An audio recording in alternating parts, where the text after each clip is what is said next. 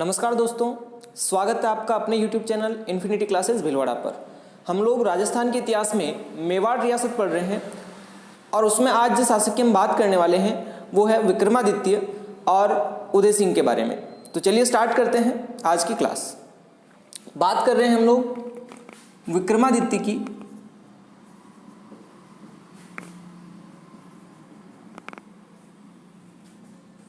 ये शासक बनता है 1531 और बना रहता है 1536 ईस्वी तक। हमने पिछली क्लास में बात करी थी कि महाराणा सांगा जो है उनकी मृत्यु 1528 में हो जाती है और यहाँ ये शासक बनता है 1531 में। तो 28 से 31 तक शासक कौन रहा, इसके बारे में अगर हम जानकारी देखें तो सांगा के दो रानियां थी। एक रानी है कर्मावती और एक अन्य रानी थी, हमने पढ़ा था कर्मावती कुंभलगढ़ में रहती थी क्योंकि राणा सांगा ने इसे दुर्ग दे दिया था। और जो दूसरी रानी गुजरात की राजकुमारी थी और कर्मावती हाड़ी रानी बूंदी की राजकुमारी थी। तो जो अन्य राजकुमारी है ये गुजरात की थी और इसे चित्तौड़गढ़ दुर्ग दे रखा था। तो यहाँ पर हमने देखा है कर्मावती के भी दो पुत्र हैं। एक पुत्र का नाम है विक्रमादित्य और दूसरा पुत्र है उदय सिंह। और जो अन्य रानी है इसके भी दो पुत्र हैं। एक पुत्र का नाम है रतन सिंह और दूसरा पुत्र उसका नाम है भोजराज।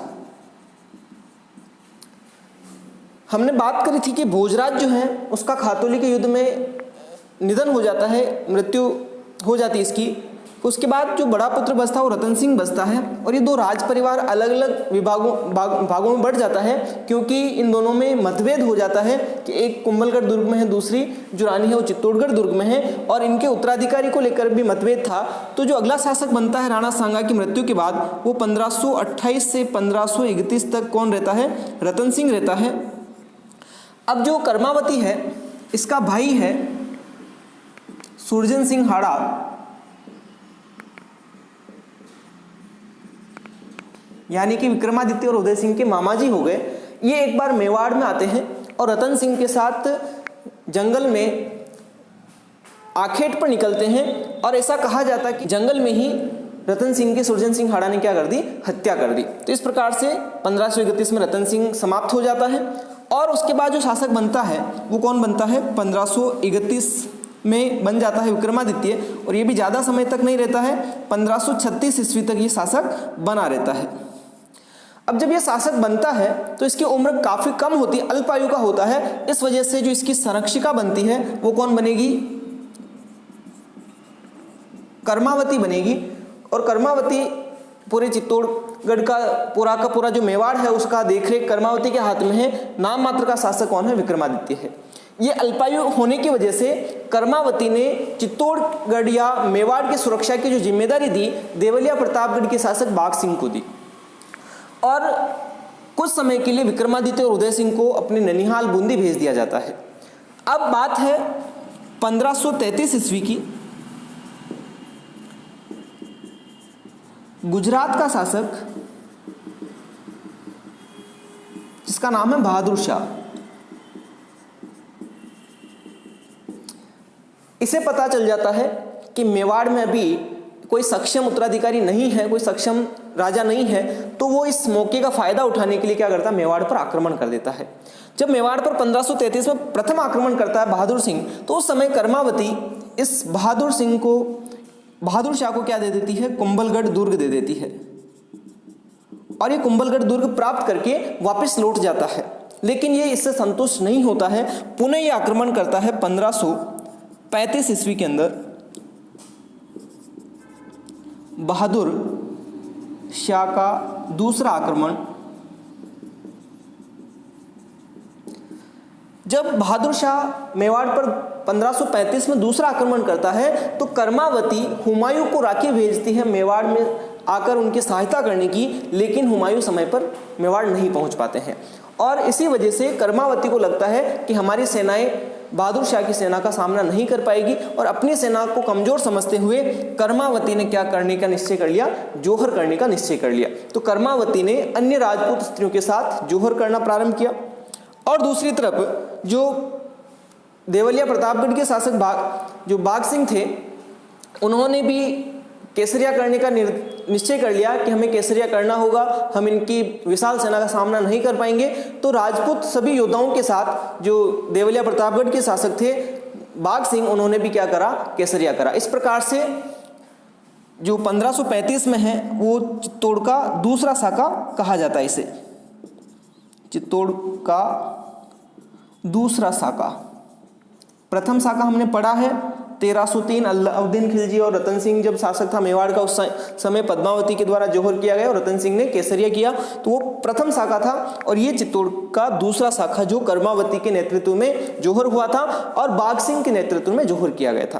तो यहां तक हमने बात करी 1535 में। अब क्या हो गया, 1535 ईस्वी में बहादुर शाह ने क्या कर दिया, मेवाड़ या चित्तौड़ पर अधिकार कर लिया।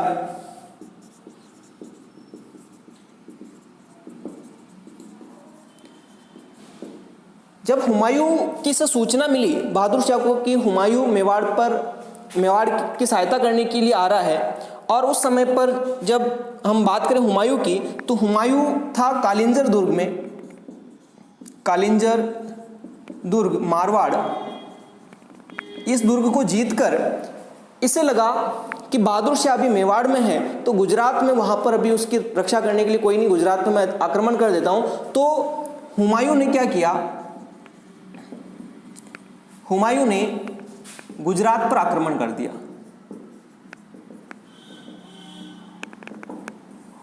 जब हुमायूं ने गुजरात पर आक्रमण किया तो बहादुर शाह वापस मेवाड़ छोड़कर कहां चला जाता है, अपने राज्य की रक्षा करने के लिए गुजरात पहुंच जाता है। और इस तरीके से 1536 ईस्वी में पुनः मेवाड़ पर कौन अधिकार कर लेता है, विक्रमादित्य।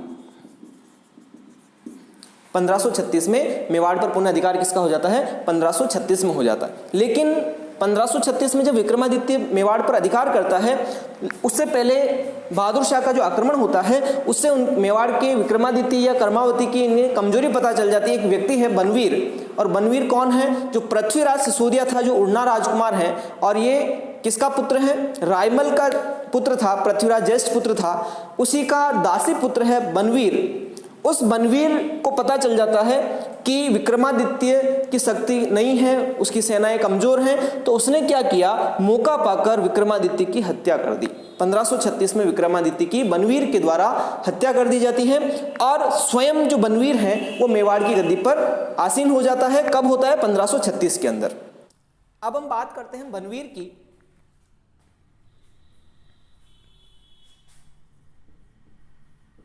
बनवीर ये शासक बनता है 1536 में, और ये भी ज्यादा समय तक नहीं रहेगा, 1540 ईस्वी तक ये शासक बना रहेगा। हमने बात करी बनवीर कौन है, तो बनवीर पृथ्वीराज सिसोदिया का पुत्र है और दासी पुत्र है ये, और ये भी मेवाड़ का राजा बनने का इसका शौक था, या इसकी इच्छा थी कि मैं भी मेवाड़ का राजा बनूं, क्योंकि मैं भी राज परिवार से संबंधित हूं। तो इसने मौका पाकर विक्रमादित्य की तो इसने हत्या कर दी। तो इसके बारे में अपन देख लेते हैं। यह पृथ्वीराज सिसोदिया का अनोरस पुत्र था।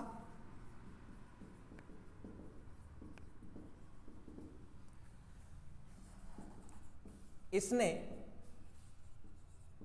विक्रमादित्य की हत्या की, और यह उदय सिंह को भी मारना चाहता था। जो राणा सांगा के पुत्र हैं उदय सिंह, उसकी भी यह हत्या करना चाहता था, क्योंकि इसे लगता था कि कहीं न कहीं उदय सिंह इस राजगद्दी का उत्तराधिकारी है, तो वो कहीं मुझे वापस हटाकर राजा नहीं बन जाए, तो वो भी उदय सिंह की हत्या करना चाहता था। लेकिन मेवाड़ इतिहास में एक स्वामी भक्तिनी की जो उदाहरण हम देते हैं, पन्नाधाय माँ, उस पन्नाधाय ने उदय सिंह की रक्षा करी अपने स्वयं के पुत्र चंदन की बलि देकर। तो आज भी उससे बड़े आदरपूर्वक पन्नाधाय का नाम लिया जाता है। यह उदय सिंह को भी मारना चाहता था, लेकिन किसकी वजह से उदय सिंह बच जाता है? पन्नाधाय ने अपने पुत्र चंदन की बलि देकर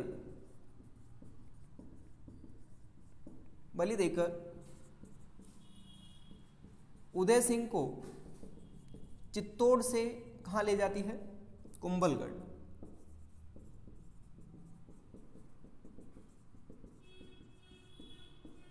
और कुंभलगढ़ जब पहुंचती है तो कुंभलगढ़ के किलेदार आशा देवपुरा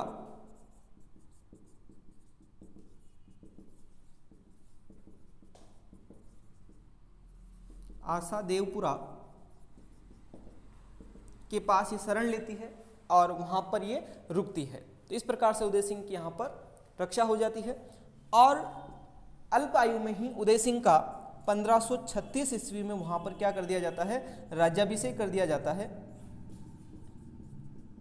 कुंभलगढ़ में ही उदय सिंह का क्या हो जाता है? राज्याभिषेक हो जाता है। जब 2-3 साल का समय निकलता है और उदय सिंह थोड़ा सा बड़ा हो जाता है तो वो पुनः मेवाड़ चित्तौड़ पर आक्रमण करता है और बनवीर की वो क्या कर देता है? 1540 ईस्वी में उदय सिंह चित्तौड़ पर आक्रमण कर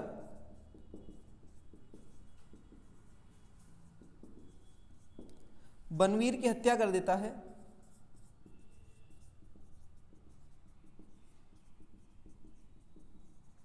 और पुनः चित्तौड़ पर अधिकार कर लेता है। तो ये छोटी सी कहानी है बनवीर की। अब जो शासक बन रहा है मेवाड़ का वो कौन बनेगा? महाराणा उदय सिंह। अब हम बात करते हैं महाराणा उदय सिंह की। तो हमने बात करी है 1540 में उदय सिंह ने चित्तौड़ पर आक्रमण किया और किसे मार देता है? बनवीर को मार देता है। और इस आक्रमण में जो सहायता होती है इसकी कौन करता है? सहायता करता है मारवाड़ के शासक मालदेव। और ये मालदेव अपने 2 सेनापति भेजता है, जेता और कुंपा। ये 2 सेनापति उदय सिंह के साथ भेजता है और इन्हीं की सहायतार्थ उदय सिंह बनवीर की हत्या करने में सफल हो पाता है। 1543 ईस्वी की हम बात करें, एक मारवाड़ जब हम पढ़ेंगे, मारवाड़ जो शासन काल अपन पढ़ेंगे राठौड़ों का, उसमें एक गिरी सुमेल का युद्ध आता है। गिरी सुमेल का युद्ध, ये युद्ध लड़ा जाता है किस किस के बीच में? शेरशाह सूरी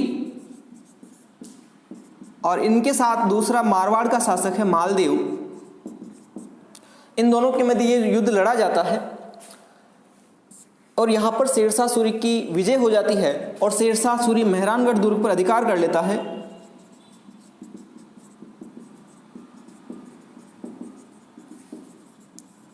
और मारवाड़ को जीतकर शेरशाह सूरी मेवाड़ पर आक्रमण करना चाहता है। मेवाड़ पर आक्रमण करने की योजना बनाता है।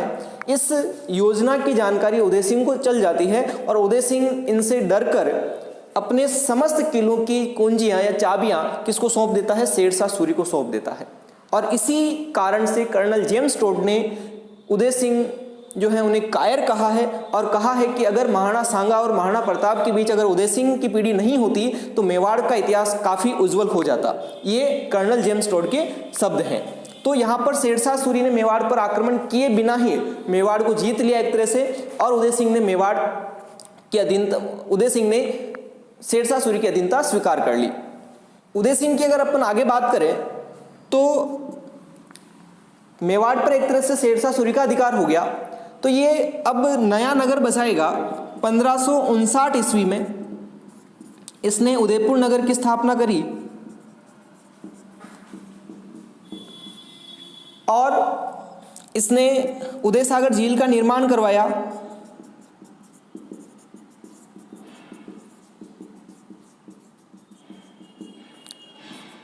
इसने सिटी पैलेस की नींव रखी उदयपुर में।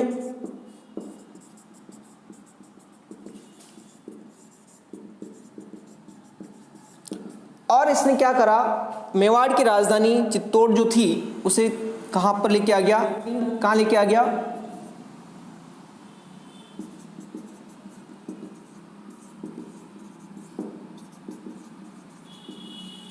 उदयपुर इसने बना दी। अब 1567-68 ईस्वी में मेवाड़ पर पुनः आक्रमण होगा अकबर का, उसकी हम आगे बात करते हैं। अब हम बात करने वाले हैं अकबर का मेवाड़ पर आक्रमण।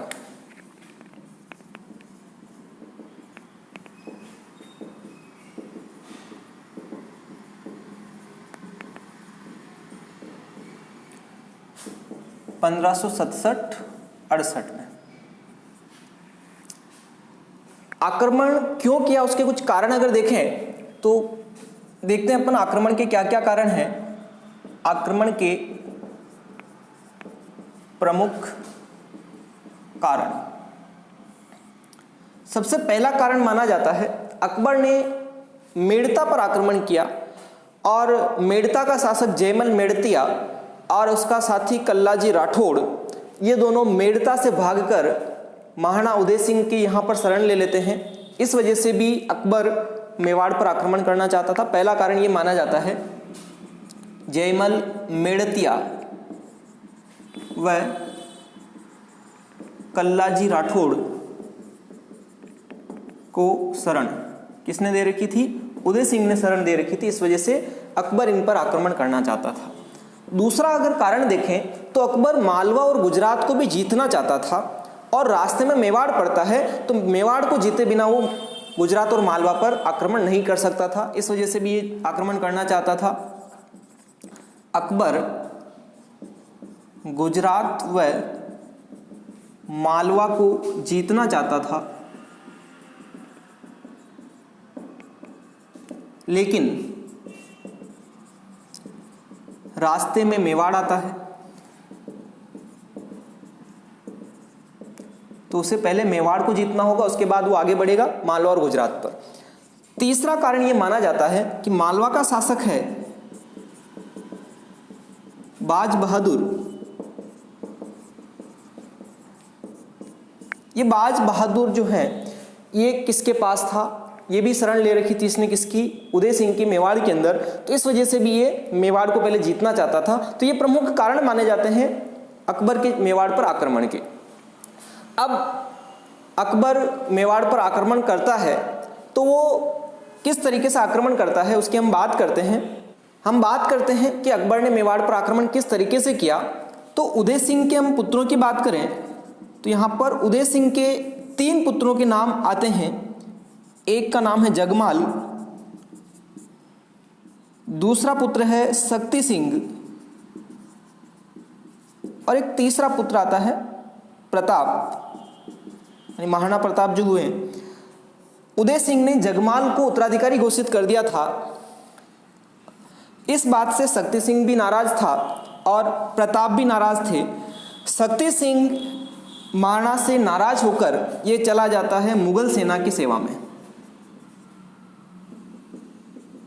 ये कहाँ शामिल हो जाता है, मुगल सेना में शामिल हो जाता है शक्ति सिंह। और महाराणा प्रताप को मेवाड़ से निष्कासित कर दिया जाता है और ये अपना जीवन जंगलों में बिता रहे होते हैं। एक बार धौलपुर के आसपास जो अकबर है वो एक शक्ति सिंह के सामने एक बात बता रहे थे कि मैं मेवाड़ के सभी सरदारों को मेरे अधीन कर लिया मैंने, लेकिन अभी तक उदय सिंह को मैंने मेरे अधीनता स्वीकार करने में विवश नहीं कर पाया। तो इस बात को किसने सुना, शक्ति सिंह ने सुना और रातों रात शक्ति सिंह निकलकर कहाँ पहुंच जाता है, उदय सिंह के पास पहुंच जाता है। ये सारा वाक्य ये इन्हें बता देता है। भले ये वहाँ पर था लेकिन इसको समझ में आ गया कि हमारा मेवाड़ के साथ अच्छा नहीं होगा। इस वजह से ये मुगल सेना में जो शामिल था वहाँ से अकबर की बात सुनकर ये उदय सिंह को ये सूचना देता है कि अकबर मेवाड़ पर आक्रमण करने वाला है। इस बात का जब पता उदय सिंह को चलता है तो उदय सिंह क्या करता है, उदय सिंह मेवाड़ छोड़कर भाग जाता है, लेकिन भागने से पहले वो कुछ व्यक्तियों को मेवाड़ सौंप कर जाता है जिसमें नाम है जयमल मेड़तिया, जयमल मेड़तिया, कल्लाजी राठौड़ और उदय सिंह का ये भतीजा है फत्ता सिसोदिया जो विक्रमादित्य का पुत्र है। फत्ता सिसोदिया, इन्हें मेवाड़ की सुरक्षा की जिम्मेदारी सौंपकर उदय सिंह स्वयं जंगलों में भाग जाता है अपने परिवार को लेकर। और जो है अकबर अब मेवाड़ पर आक्रमण करने के लिए तैयार हो जाता है और 23 अक्टूबर 1567 को अकबर मांडलगढ़ के रास्ते, जो अपनी सेना का पड़ाव उसने डाला मांडलगढ़ में डाला था, और मांडलगढ़ के रास्ते उसने किस पर आक्रमण किया? चित्तौड़ पर आक्रमण किया। मांडलगढ़ के रास्ते चित्तौड़ पर आक्रमण।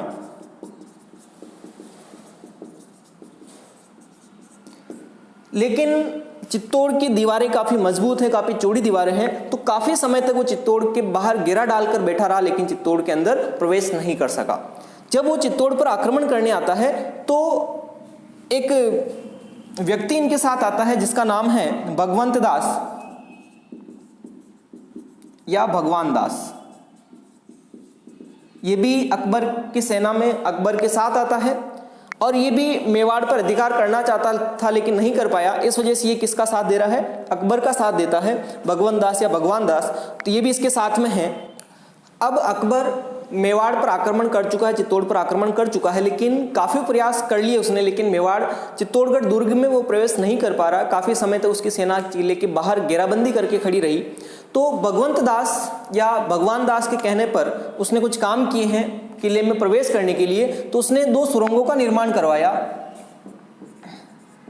2 सुरंगों का निर्माण इसने करवाया, और ऐसा कहा जाता है कि इन सुरंगों में इसने विस्फोटक सामग्री भरकर विस्फोट करवाए, जिससे दोनों ही तरफ काफ़ी क्षति हुई। चित्तौड़गढ़ की दीवारें भी काफ़ी क्षतिग्रस्त हो गई, लेकिन वो दीवारों को भेद नहीं पाया।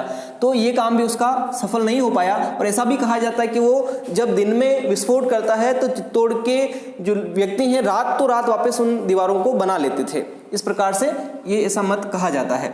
फिर उसने भगवंत दास के कहने पर ही एक बाहर बहुत लंबा सा एक चबूतरा बनवाया। और किस प्रकार का चबूतरा देखें, ये जैसे हमारा हो गया चित्तौड़गढ़ का दुर्ग और ये इसका परकोटा हो गया, दीवारें हो गई। अब भगवंत दास के कहने पर इसने कितना बड़ा सा एक चबूतरा बनवाया चित्तौड़गढ़ दुर्ग के बाहर, और इस चबूतरे पर वो खड़ा होकर रोज किले के अंदर देखता था कि अंदर क्या चल रहा है, क्या योजनाएं बन रही है। तो एक दिन जब ये अकबर यहाँ पर खड़ा था और इसके हाथ में एक बंदूक थी जिसका नाम है संग्राम बंदूक इसके हाथ में थी, और इस तरफ जो परकोटा है ये, इस परकोटे के चारों तरफ जयमल निरीक्षण कर रहा था, पहरेदारी कर रहा था, जयमल मेड़तिया। तो अकबर बंदूक चलाता है और इस जयमल मेड़तिया के पैर पे आके लगती है और ये घायल होकर सीधा किले के अंदर गिर जाता है। और जैसे ये किले के अंदर गिरता है तो वहां पर अफरा तफरी मच जाती है कि बाहर से अब आक्रमण होने वाला है। और ये देखता है कुछ समय बाद कि किले के अंदर से तेज अग्नि की ज्वालाएं उत्पन्न हो जाती है। तो ये खुश हो जाता है कि किले के अंदर आग लग चुकी है। ये बात नीचे उतर के ये आके किसको बताता है? भगवंत दास को बताता है कि किले के अंदर आग लग चुकी है। तो भगवंत दास कहता है, बादशाह आप मेवाड़ के लोगों को कमजोर मत समझो, ये जो आग की लपटें हैं ये कोई सामान्य लपटें नहीं दिख रही है, ये सुबह 7 बजते देखना किले के गेट खुलेंगे और ये युद्ध करेंगे हम लोगों से। तो अगले दिन सुबह 7 बजे हुआ ऐसा ही, किले के सारे द्वार खोल दिए गए। अंदर योजना बन गई थी कि अब हमें युद्ध तो करना ही है। तो सभी राजपूत योद्धाओं ने केसरिया धारण किया और युद्ध के लिए निकल पड़े। दूसरी तरफ फूल कंवर कौन है? तो फूल कंवर है फत्ता की पत्नी, फत्ता सिसोदिया की पत्नी है और ये जयमल की बहन है। इसने भी जोहर करने का निर्णय लिया। तो जोहर का नेतृत्व फूल कंवर ने किया। अग्निकुंड सजा दिए गए और राजपूत स्त्रियों के साथ फूल कंवर ने जोहर कर लिया। और बाकी जो राजपूत योद्धा थे, जयमल, कल्लाजी राठौड़, इस प्रकार से इन्होंने केसरिया धारण कर युद्ध करना प्रारंभ किया। और जिस प्रकार से जयमल और कल्लाजी राठौड़ युद्ध करते हुए आगे बढ़े, ऐसा कहा जाता है कि कल्लाजी राठौड़ जो थे, इन्होंने जयमल को कंधे पर बिठाया क्योंकि इसकी पैर में जो है गोली लगी हुई थी, चल नहीं पा रहे थे। तो इन्होंने इसको अपने कंधे पर बिठाकर युद्ध लड़ा और इसी वजह से कल्लाजी राठौड़ को 4 हाथों वाला देवता कहा जाता है। और जो हनुमान पोल है चित्तौड़गढ़ दुर्ग में, हनुमान पोल, यहाँ पर लड़ते हुए वो शहीद हो गए। अकबर इनकी बहादुरी को देखकर काफ़ी प्रसन्न होता है कि इतने महान, इतने शक्तिशाली योद्धा मेवाड़ के अंदर हैं, और इस बात से वो काफ़ी प्रसन्न होता है।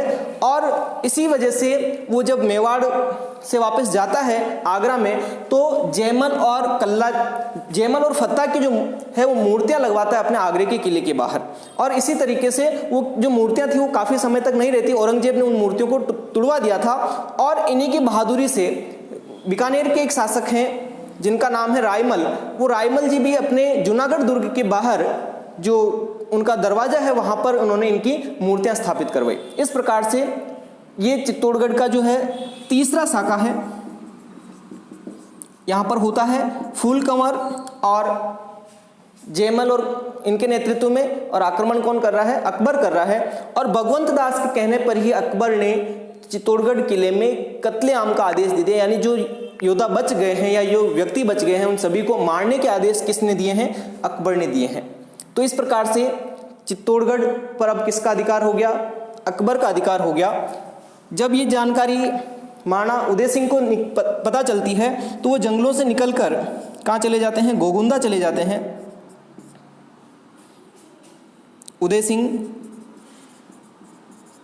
जंगलों से निकलकर अब कहाँ चले गए? गोगुंदा चले गए, और गोगुंदा को 5वीं राजधानी बना दी मेवाड़ की।